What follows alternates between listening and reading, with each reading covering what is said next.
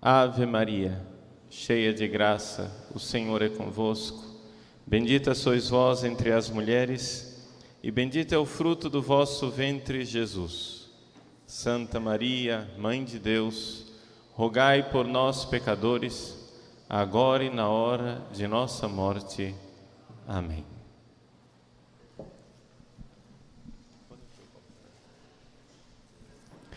Meus queridos, nós hoje queremos continuar dentro daquilo que é o projeto deste Renascem.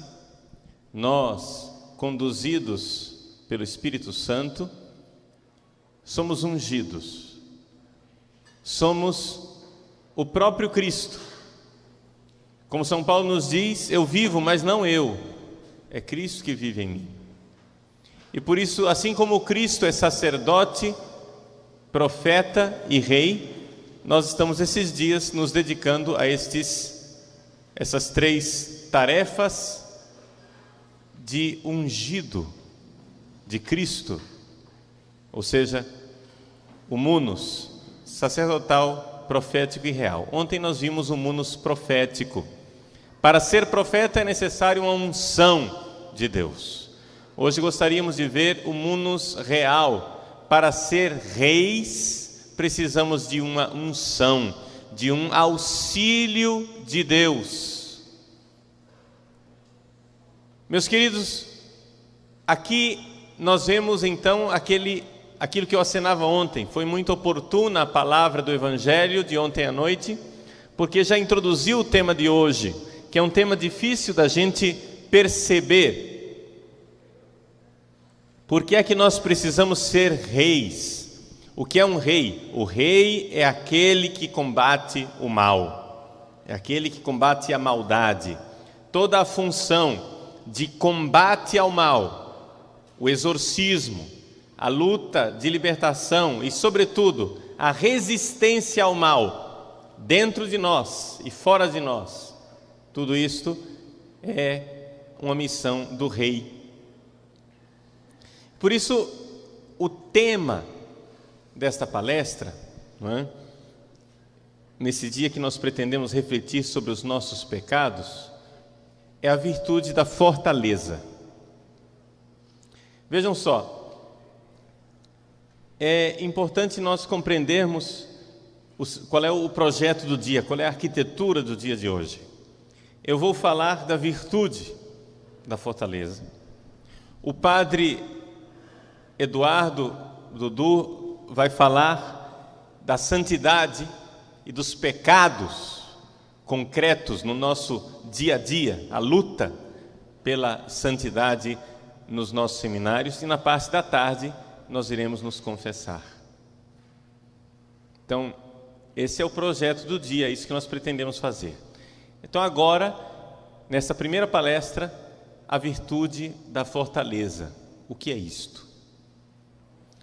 Bom, a primeira coisa, aqui uma dica para os teólogos, para os filósofos também, porque também os filósofos estudam ética e estudam moral, uma dica de leitura extraordinária para teólogos e filósofos. O seguinte, todos vocês já ouviram falar da Suma Teológica. Quem sabe na biblioteca do seminário de vocês, ela está lá mofando e pegando poeira. A Suma Teológica, se você pegar a primeira parte da Suma Teológica, que é a parte propriamente de teologia, você vai notar que é muito difícil aplicar aquilo na nossa vida, porque as perguntas e as respostas de Santo Tomás parecem já um pouco envelhecidas diante do nosso dia a dia.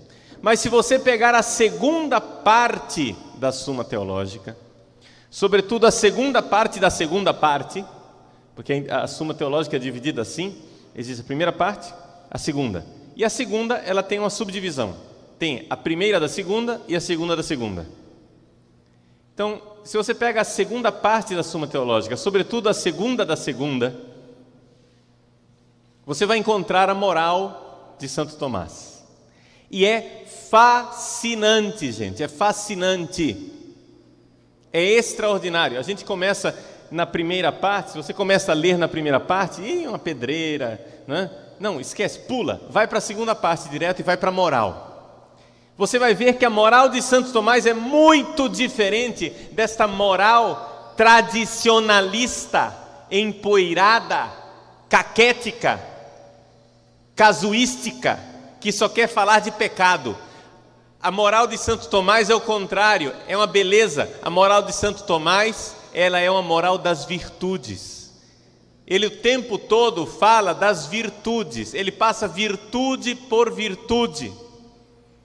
E isso é um alimento espiritual mesmo, eu estou falando para vocês com seriedade. Então, aqueles que têm mais facilidade para estudar e que queiram estudar, eu dou esta dica de leitura. Se você não...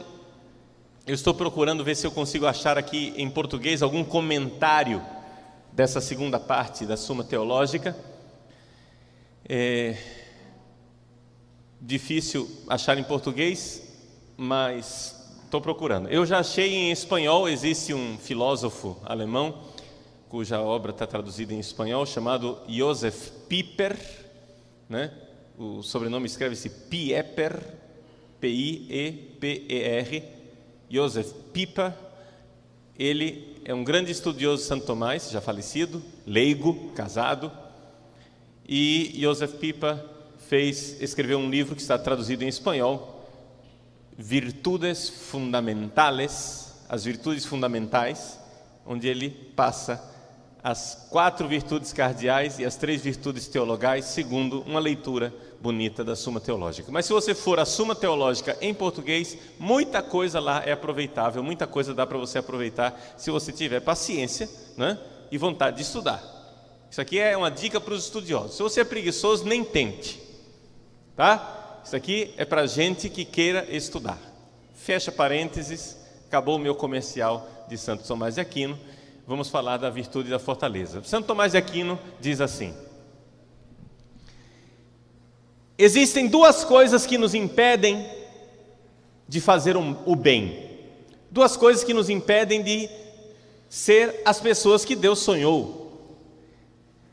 Deus tem um sonho para nós, Deus é um Pai, Ele quer que nós sejamos santos. Tem 2 coisas que nos impedem. O quê? Uma é uma atração e outra é uma repulsa. Usando a linguagem dos Santos Padres, São Máximo Confessor resume essa realidade da qual Santo Tomás está falando, dizendo numa frase só: foge da dor e busca o prazer. Você busca o prazer e você foge da dor. Ora, se vocês forem olhar para a vida moral de vocês, como vocês procuram ser pessoas melhores, eu espero que vocês procurem ser pessoas melhores, né? Faz parte desse ser rei, o reinado de Deus em nossas vidas, a unção de Deus que quer fazer de nós pessoas melhores.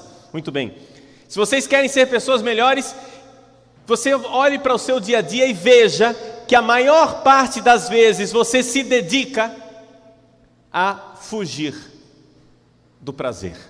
Para os nossos seminaristas, para o povo em geral, para os jovens de uma forma geral, eles estão todos concentrados nesta primeira parte da nossa missão, que é necessária, que é importante, que é primordial, mas não é a única coisa na vida de santidade, na vida moral, que é o quê? Fugir do prazer. Então, o jovem que tem a namoradinha, o namoradinho, foge da relação sexual. O seminarista que luta pela castidade foge da masturbação. Nós fugimos da gula, nós fugimos do prazer que pode dar o dinheiro, nós fugimos para tentar ser virtuoso. E a gente vê mais ou menos nos nossos grupos de oração, nós vemos nos nossos seminários, na vida de igreja em geral, as pessoas que procuram ser virtuosas estão muito preocupadas com a sedução e com o prazer que o pecado pode nos proporcionar. E essa preocupação, ela é justa, ela é válida, tem que ser isso mesmo, tem que se preocupar com isso. Existe uma sedução do pecado. Mas essa não é o único desafio na nossa vida de santidade. Existe um outro desafio. É a parte da frase: foge da dor. Foge da dor e busca o prazer. É assim que pensa o homem pecador. Nós queremos ser virtuosos, queremos evitar o prazer proporcionado pelo pecado, mas nós temos que ao mesmo tempo parar de fugir da dor. O que é a virtude da fortaleza? A virtude da fortaleza, na nossa linguagem comum, é a coragem. E o que é coragem?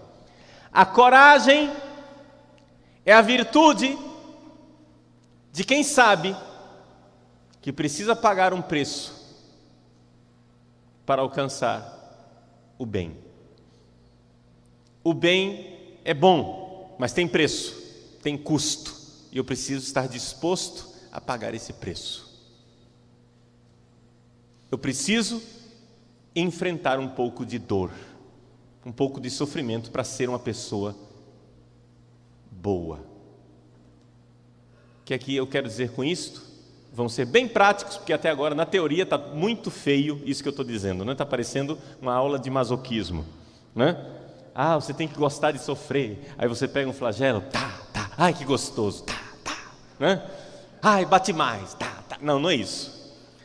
O cristão não é um masoquista. O cristão não é alguém que gosta de sofrer, não é isso. Vocês já ouviram no seminário de vocês, e até já esse negócio já tomou posse das nossas mentes, já se tornou até um cacuete mental e um cacuete verbal que a gente repete e não se dá conta daquilo que fala. A gente diz assim: o maior dom de Deus para nós é a vida. Nós somos pela vida, né? A igreja luta a favor da vida. Nós somos pela cultura da vida, contra esta cultura da morte que está aí. É a vida, a campanha da fraternidade da vida. E a gente fala da vida. Sim, a vida é um valor, meus irmãos. É um valor, mas cuidado. É satânico dizer que a vida é o valor maior. Não é. Esta vida não é o maior valor e não é o maior dom que nós recebemos de Deus. Esta vida não é o maior dom que nós recebemos de Deus. O maior dom que nós podemos receber de Deus é a vida eterna, não essa daqui. Se você é materialista, se você não tem fé, se você é simplesmente um ateu, então você pode dizer que essa vida é o bem mais precioso que você possui. É a única coisa que você tem. Mas nós cristãos dizemos: vosso amor vale mais do que a vida, e por isso meus lábios vos louvam. Meus irmãos, a virtude da coragem é a virtude de quem põe a sua própria vida em risco, porque existe algo que vale mais do que a vida. É isto que Satanás quer tirar de nós, quando ele coloca a mentira dentro da igreja, de que a vida é o nosso bem maior. Parece uma coisa, vejam como as heresias elas entram na nossa vida, sem a gente perceber. É interessante isso. Uma frase ingênua, boa, que ninguém colocaria maldade nela: a vida é o bem maior. Ninguém nega que a vida seja um bem, gente. Nós não somos suicidas.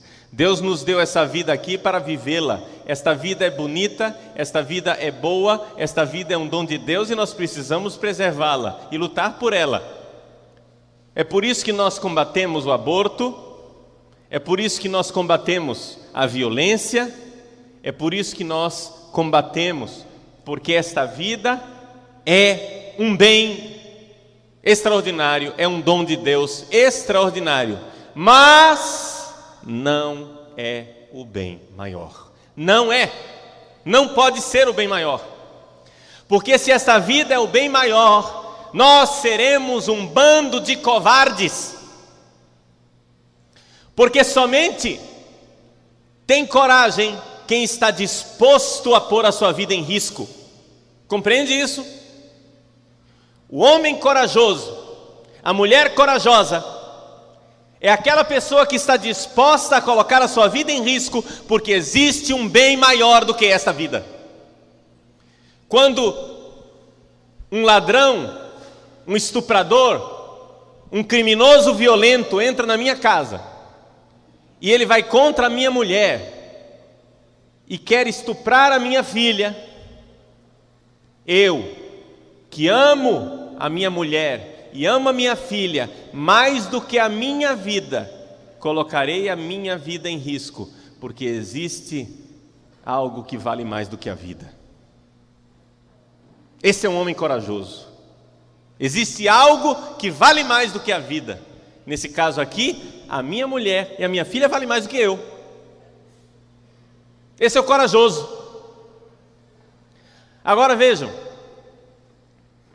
nós cristãos sabemos que o que há de mais grave para nós, o valor maior, o bem supremo que nós temos é a vida eterna.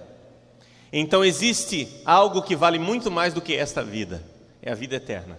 E para não sermos condenados ao fogo eterno do inferno, para não perdermos as nossas almas, para não sermos danados eternamente, nós estamos dispostos a tudo, até mesmo a perder esta vida. E é isso que os mártires vivem. Vejam que o modelo de homem corajoso para os pagãos é o herói, é o soldado com a espada na mão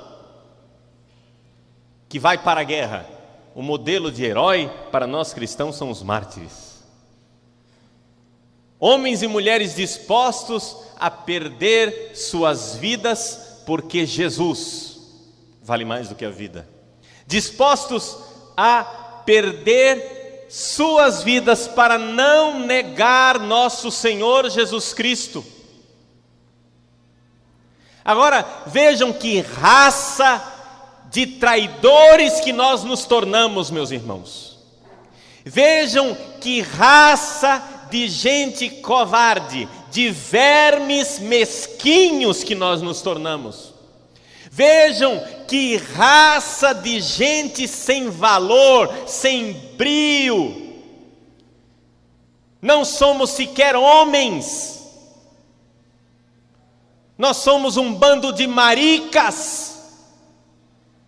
Por quê? Porque agora nós rimos do sacrifício dos mártires.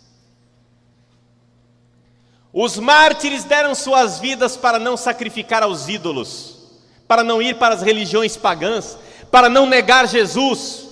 E nós, com o macroecumenismo, com o pluralismo religioso, com o politicamente correto, dizemos: todas as religiões são maravilhosas. Qual é o problema de você oferecer um despacho para Ogum, Oxóssi, Olorum, o Escambau A4, Iemanjá? Gente, é a cultura, é a cultura. Nós precisamos ser tolerantes com a cultura. Me desculpe, você está rindo do sangue dos mártires. E você é um verme desprezível se você faz isso. Que raça de padre você será se você está rindo, escarnecendo? Me desculpem, vou descer o nível. Vou falar uma coisa de baixo calão. As senhoras aqui presentes me desculpem, mas eu vou falar. Você está mijando no túmulo dos mártires. Você está mijando no túmulo dos mártires, seu sem vergonha, seu safado.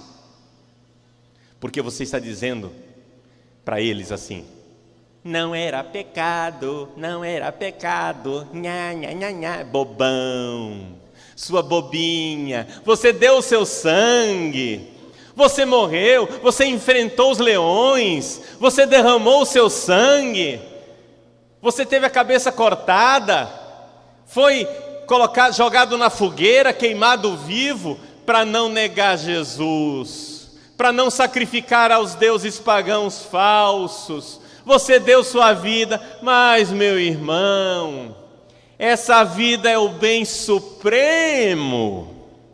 Você não devia ser tão escrupuloso. Você deveria ter dito assim: não, vamos ser tolerantes. É a cultura greco-romana. Nós cristãos estamos vindo com a cultura diferente. Vamos tolerar a cultura greco-romana. Vamos oferecer sacrifício aos deuses, não tem problema. A gente cruza os dedos assim, ó, não valeu, não valeu.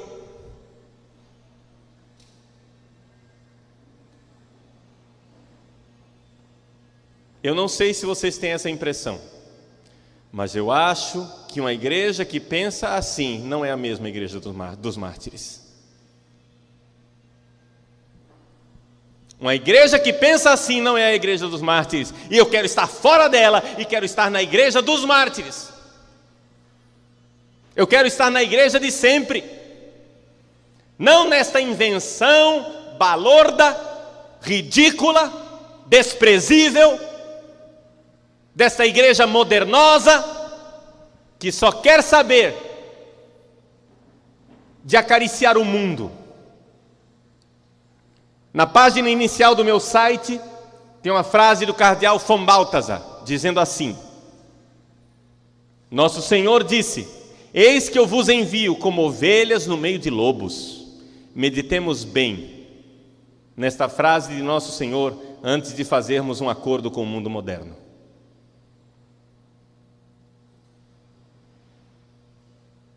A igreja pode sim dialogar com o mundo moderno.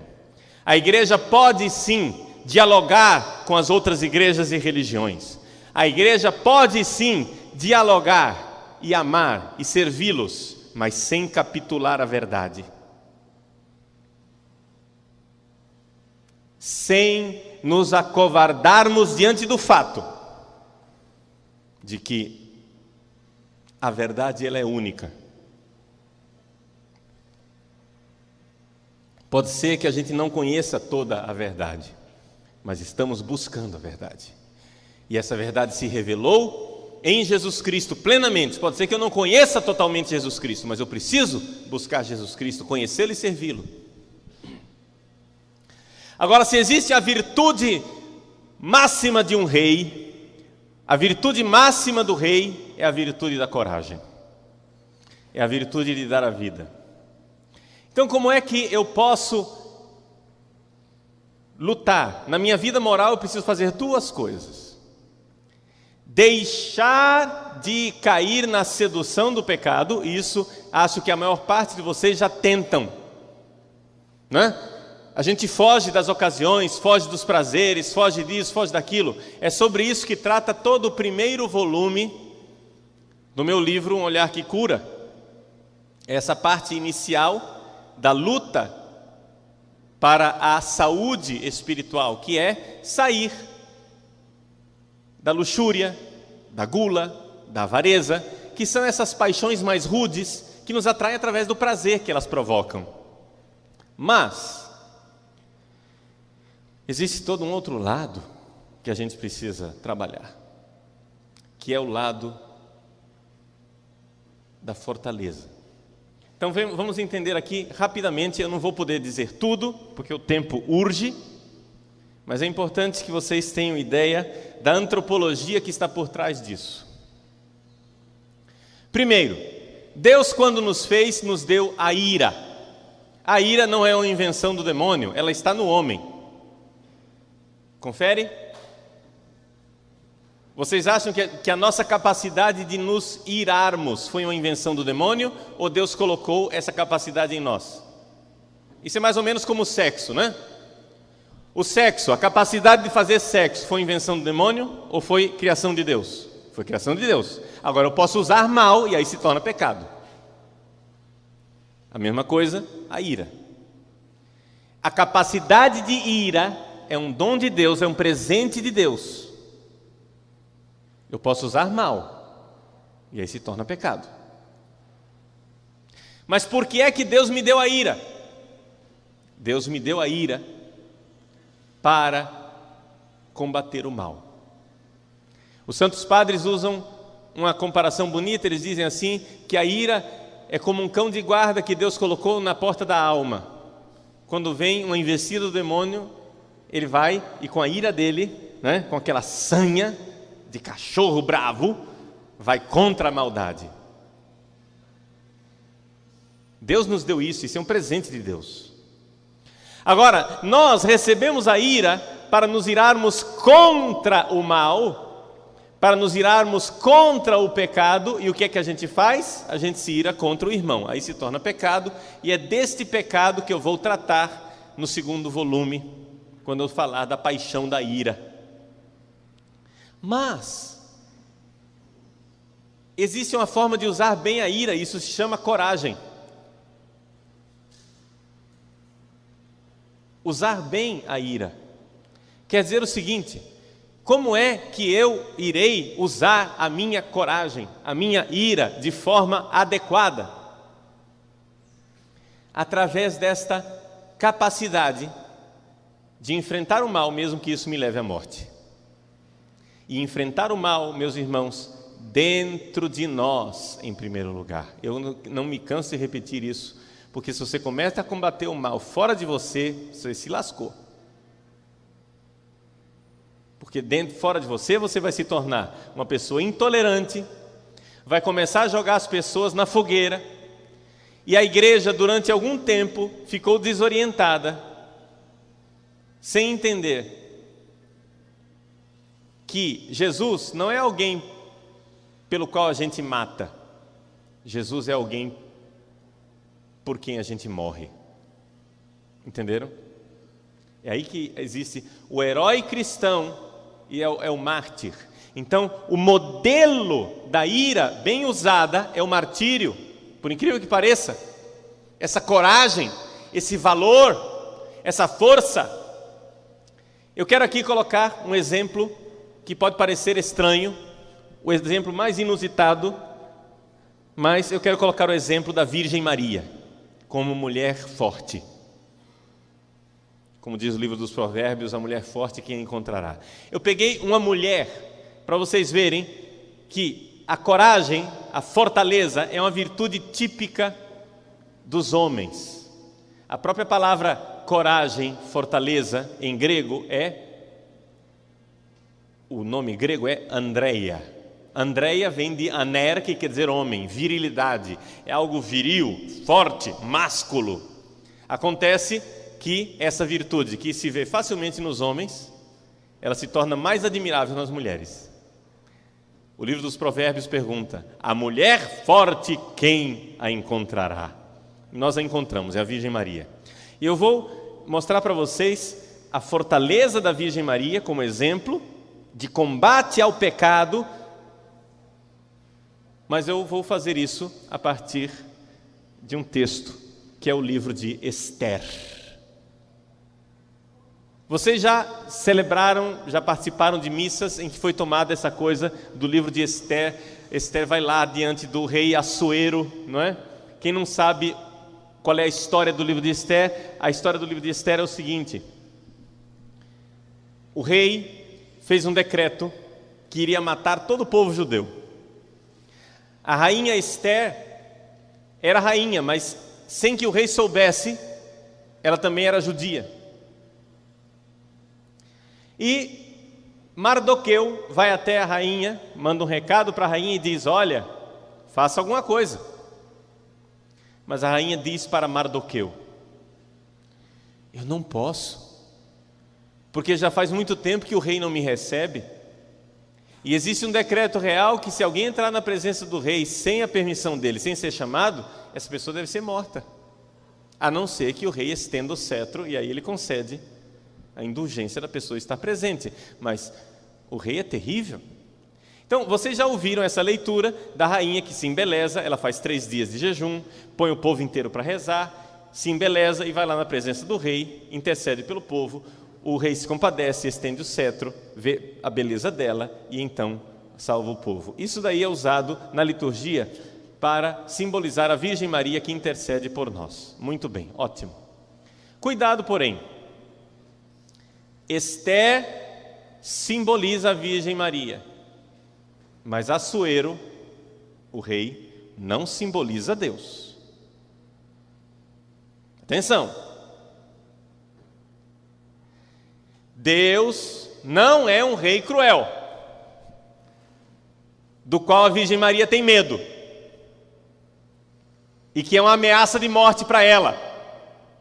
Então, cuidado com as analogias aqui, hein? Esther simboliza a Maria, mas o rei não simboliza Deus.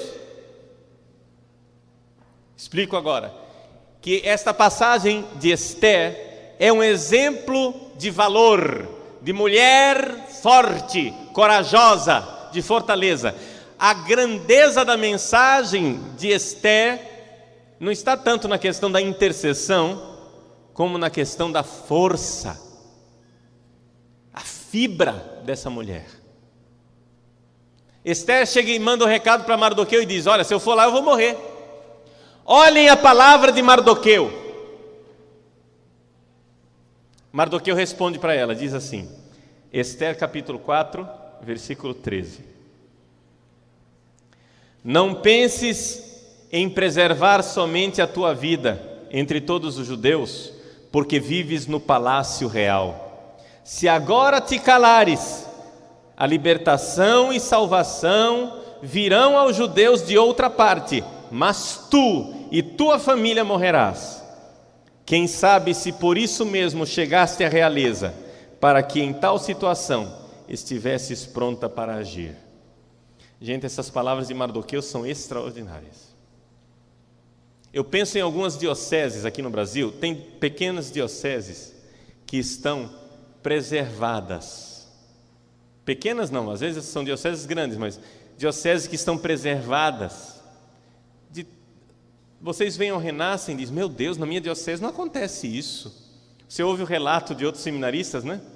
Falando de desmandos no meio do clero, perseguições no seminário, gente contra o Papa, heresia sendo ensinada em sala de aula, não sei o que, etc e tal. Alguns que vivem nessas dioceses, que são raras, mas existem e são protegidas, podem dizer: ufa, ainda bem que na minha diocese não tem isso. Essa é a atitude inicial de Esther, que diz assim: ufa, ainda bem que eu estou no palácio real. Mardoqueu diz para ela: não pense que você vai salvar a sua vida, porque você está no palácio real, porque você está num seminário protegido, porque você está numa paróquia de ouro, porque você está na sua pequena ilha de paz. Mardoqueu diz para Esther: se você não agir agora, a salvação e a libertação virão aos judeus. A salvação virá, a libertação virá, não por você, virá de outro lugar. Não pense que Deus depende de você. Se você não colaborar com a salvação do povo de Deus, a salvação virá de outro lugar e você perecerá. Deus colocou você, Esther, no palácio real. Para quê? Você, privilegiada, tivesse a ocasião de colaborar com Deus. Isso é um privilégio. Dar sua vida para colaborar com Deus. Agora, se você não fizer isso, se você não arriscar a sua vida por Deus e pela salvação do povo de Deus, não se preocupe, Deus salvará o seu povo apesar da sua traição, apesar da sua covardia, apesar da sua safadeza, apesar da sua mesquinharia, apesar da sua vileza, apesar de você ser um verme. Deus salvará o povo, apesar de você ser um padre, traidor, herege, safado, imoral, adúltero. Deus salvará o seu povo, apesar de você, sua víbora, sua desgraça vestida de estola e casula, seu blasfemo, seu cachorro, seu danado, ao inferno com Satanás e com os seus anjos. Deus salvará a sua igreja, apesar de você, seu cão luciferino. Deus salvará a sua igreja, apesar de você, seu servo das trevas. Deus salvará a sua igreja, apesar de você, raça de víboras e não de Abraão. Deus salvará o seu povo, apesar de você. Mas se você foi colocado no palácio real, se você foi colocado no seminário, se você foi colocado no sacerdócio, se você foi coroado de glória e de esplendor no dia da sua ordenação, com vestes de rei, revestido de casula, ungido como um rei, se você é rainha como Esther, se você é rei, sacerdote do Altíssimo, é porque Deus quer usar você para a salvação do seu povo. Se você, víbora perversa, trair esta vocação, Deus salvará o seu povo sem você, e você perecerá. Essa é a verdade. Essa é a verdade. Deus nos fez sacerdotes para fazermos o bem à sua igreja.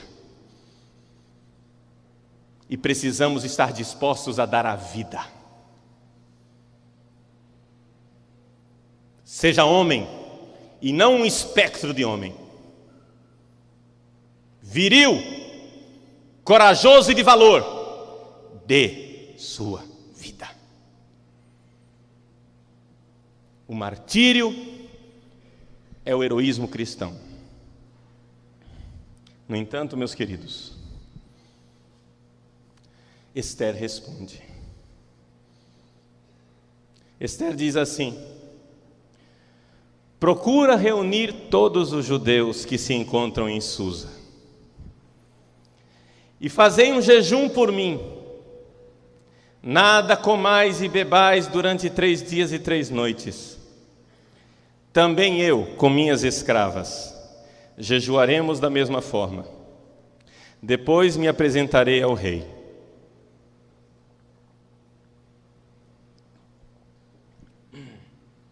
E agora vem a parte mais importante. Mesmo contrariando o preceito, e se for preciso morrer, morrerei. Se for preciso morrer, morrerei. Reúna o grupo de oração.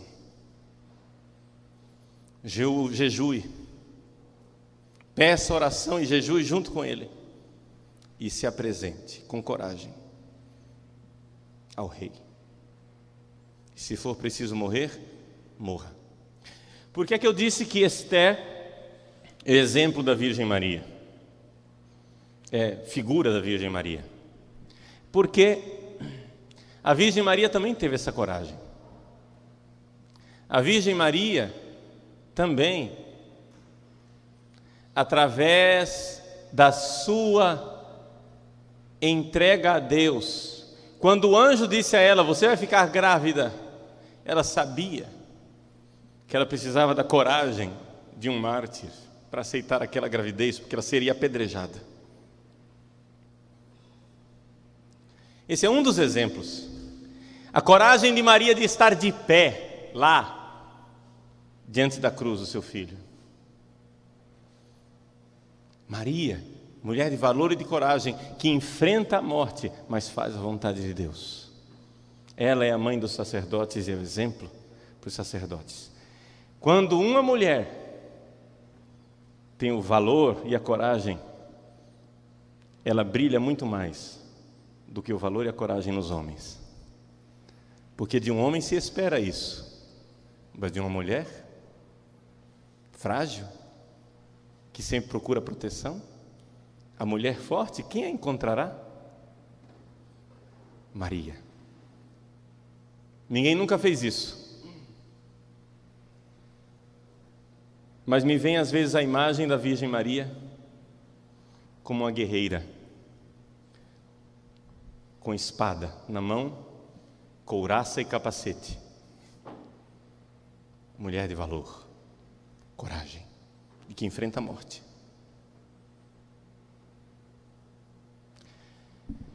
Na prática, como é que nós vamos viver isso nos nossos seminários? Você já entendeu? Você entendeu que nós precisamos ter a coragem de morrer para não pecar, a coragem de morrer para não trair.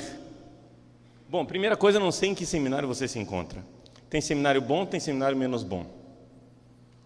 Tem seminário que é um pequeno palácio real onde você está protegido, tem seminário que é um campo de batalha. Bom, não sei onde você se encontra, mas onde quer que você se encontra, saiba o seguinte: você não está no seminário para mudar o seminário. Você está no seminário para mudar você. Então não queira agora começar a dar conselhos para o seu reitor, infernizar a vida do seu bispo, infernizar a vida dos seus companheiros, dos professores na sala de aula, querendo combater um combate que por ele mesmo está fadado a se perder. É evidente? É evidente que você, seminarista, se você está numa guerra e a sua tropa é pequenina e vem contra você, você tem 1000 homens e vem contra você 10.000, você vai mandar um emissário de paz, diz Nosso Senhor e nos aconselha Nosso Senhor, para negociar a paz, para que você, quando tiver mais forças e tiver mais homens e tiver mais tropas, poder atacar. Você no seminário, você está numa posição muito frágil. O reitor pode não colocar você para fora do seminário por você ser fiel ao Papa, mas ele pode pôr você para fora do seminário porque você derrubou um prato na cozinha e está dando prejuízo para o seminário.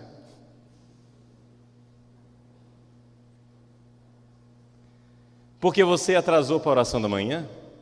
Alguma desculpa, gente, vai sempre se achar para colocar um seminarista para fora. Isso é uma das desonestidades da vida de formador que eu mais abomino e que eu mais evito. Quando eu ponho o seminarista para fora, ele sabe com todos os S's e R's porque é que ele está indo embora. Mas como o reitor também tem o pecado original, por incrível que pareça, né? Eu pareço tão perfeito, mas eu tenho o pecado original. Brincadeira. Mas como nós somos pecadores, pode acontecer que haja essa desonestidade de mandar a pessoa para fora por um motivo alegando outros. Então, a posição de quem está num seminário onde é perseguido é muito frágil. Não queira mudar o seminário. Você mudará o seminário quando você for reitor. Agora você não é reitor. Você mudará o seminário quando você for bispo. Agora você não é bispo. Agora você não será nem reitor e nem bispo se você for idiota o suficiente de colocar sua cabeça no toco para ela ser decepada. Então não seja louco. A coragem de um seminarista se manifesta, em primeiro lugar, em resistir à maldade dentro de si mesmo. Comece o combate dentro de você. Você não está no seminário para mudar o seminário, você está no seminário para mudar você. Depois, como padre, com toda prudência, você começará a mudar as coisas. E eu sugiro que a melhor forma de mudar uma diocese é começar a trabalhar seriamente pelas vocações e preparar muito bem os rapazes que vão entrar no seminário e acompanhá-los diante dos perigos que eles irão enfrentar dentro do seminário. Então, a primeira coisa, meu irmãozinho, se você teme a Deus, se você quer ser um padre santo, se você quer ser de Deus, a sua primeira missão é chegar a ser padre. Não, mas eu quando for padre, eu vou usar batina como o padre Paulo. Aí o idiota sai no pátio do seminário de batina e vai ser expulso. Meu irmão, põe sua camiseta, sua calça jeans e vai estudar. Larga de frescura.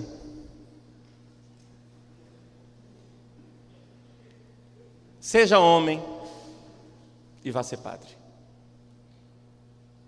Não queira começar a batalha pela farda, pelo uniforme. Não é por aí que se começa. A batalha começa aqui dentro de mim. Tem uma pessoa que precisa converter, é você. Tem uma pessoa que precisa tomar vergonha na cara, perseverar e ter fé até o fim, é você. Tem uma pessoa que precisa conhecer os dogmas e os ensinamentos da igreja, é você. Tem uma pessoa que não pode trair e que tem que perseverar até o fim, é você. Una-se aos bons, ajude os bons. Amanhã nós vamos falar disso. Vamos falar de fraternidade sacerdotal. Vamos falar desse companheiro de trincheira. Tem gente que acha, quando a gente fala de amizade sacerdotal, acha que é um ECC, né? Um encontro de casais com Cristo. Tem nada a ver, gente. Um padre que é amigo meu não é um padre que eu vou ficar olhando nos olhos dele, suspirando e dizendo: ai. Um padre amigo meu é um companheiro de trincheira, que se ele for baleado do meu lado, eu não vou deixá-lo sozinho. E vou carregá-lo até o lugar protegido e curar das feridas dele. Porque é isso que eu espero dele quando eu for baleado, quando eu for atingido. Companheiros de trincheira, soldados juntos na mesma guerra. Isso é amizade sacerdotal. Um padre que é amigo do outro, são amigos porque olham na mesma direção, porque têm os mesmos sonhos, porque têm os mesmos ideais. E quantas vezes é necessário a gente buscar essa amizade sacerdotal? Mas isso nós vamos falar amanhã. Hoje, o que nós precisamos falar é do combate ao mal. Coragem e valor. Fibra e força. Gente, é evidente que todos os demônios neste mundo são pacifistas. Entende? Porque a arte do demônio é a seguinte: ele instiga os maus. Os maus, no mundo em que nós vivemos, os maus são destemidos, são audazes, e os bons são tímidos e covardes. Esse é o mundo no qual nós vivemos.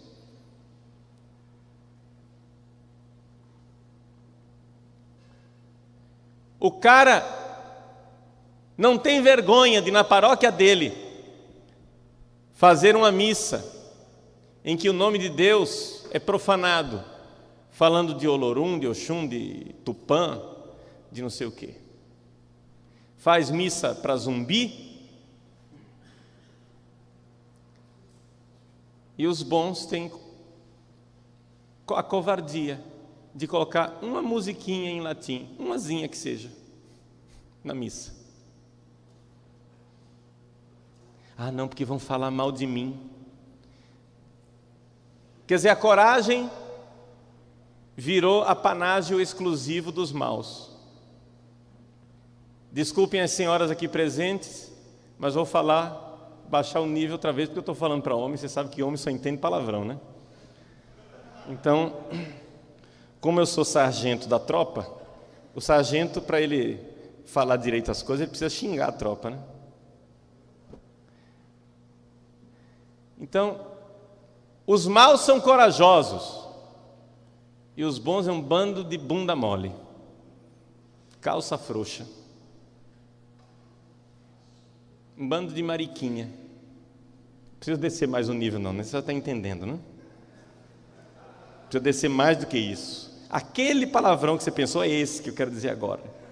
É esse. Toma vergonha na cara e seja homem. Esse negócio de ser padre, gente, é coisa para homem. Se você não é homem, se você não está disposto a honrar suas calças, você trata de caçar rumo na vida. Vá para outro lugar. Entre, se inscreva numa associação de direito dos homossexuais. Faz um bem maior para a humanidade do que ser padre desse jeito.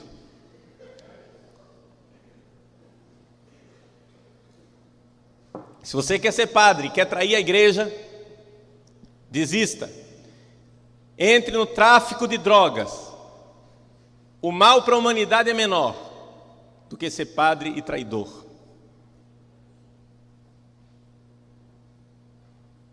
Nós precisamos ser fiéis. Agora, faz parte da fidelidade. Quando o teu país foi invadido pelas tropas inimigas, faz parte da resistência se esconder, né? Quando as tropas nazistas entraram na França, a resistência francesa, o que fez? Se escondeu, evidente, são minoria. É melhor uma resistência viva, né, do que eu morrer inutilmente. Vejam, quando a gente diz que a gente tem que estar disposto a morrer, não quer dizer que a gente tem que ser idiota, suicida. Eu estou disposto a morrer. Mas é como São Cipriano de Cartago. São Cipriano de Cartago, na hora que se apresentou o martírio para ele a primeira vez, ele se escondeu. Por quê? Ele disse, não posso agora porque meu povo precisa de mim, eu sou o bispo. Se eu morrer agora, eles vão ficar desorientados. Anos depois, que ele já era velho, ele já tinha feito bem para a diocese dele, e se apresentou o martírio outra vez, dessa vez ele não fugiu. Morreu. E morreu mártir, não porque era covarde antes, ele antes fugiu, não porque era covarde. Mas por quê? Porque a coragem, a fortaleza é uma virtude que é moderada pela razão. A razão tem que ser a luz que nos guia, a prudência. Então, nós precisamos combater o mal. Projeto de vida, bem prático. Vamos ser bem práticos. Projeto de vida, primeiro, número 1, combater o mal dentro de mim. Número 2, ajudar o meu companheiro, que é de boa vontade, que está junto comigo na trincheira, que sonha os mesmos sonhos e quer ser um padre de verdade. Ajudá-lo. Ser colega. Ele foi baleado, vai lá e cuida da ferida dele. Um dia o baleado vai ser você. Então, dentro do seminário, você luta pela sua fidelidade e procura os bons para fazer o bem. Porque não se preocupe, não vai faltar gente ruim dentro do seu seminário. Não vai, gente, não suponha que todo mundo que é seminarista tem fé. Não suponha que todo mundo que é padre tem fé. Posso dizer? Eu vou dizer. Posso? Eu vou dizer. E não suponha que todo mundo que é bispo tem fé.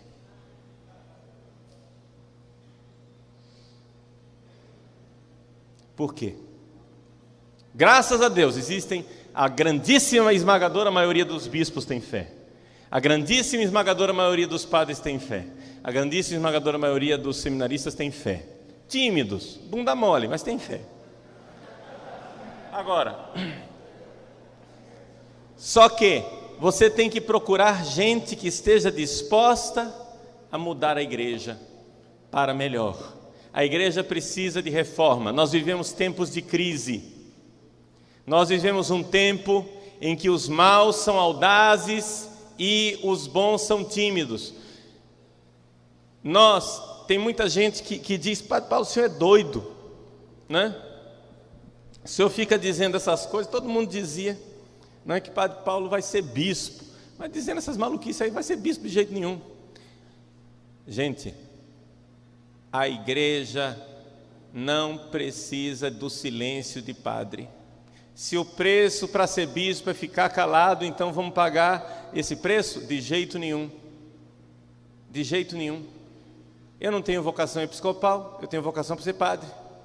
Então eu quero realizá-la e é agora. Eu já tenho 17 anos de padre, eu não vou ficar esperando. O que é que eu vou esperar mais com 17 anos de padre? Ou eu vou ser padre agora de verdade, ou eu não vou ser padre nunca. Se a igreja não quer bispo que fale a verdade, então eu também não quero ser bispo de uma igreja assim. Compreende isso? Eu já disse muitas vezes que eu não tenho vocação para bispo. Tenho vocação para ser pai de bispo, é diferente.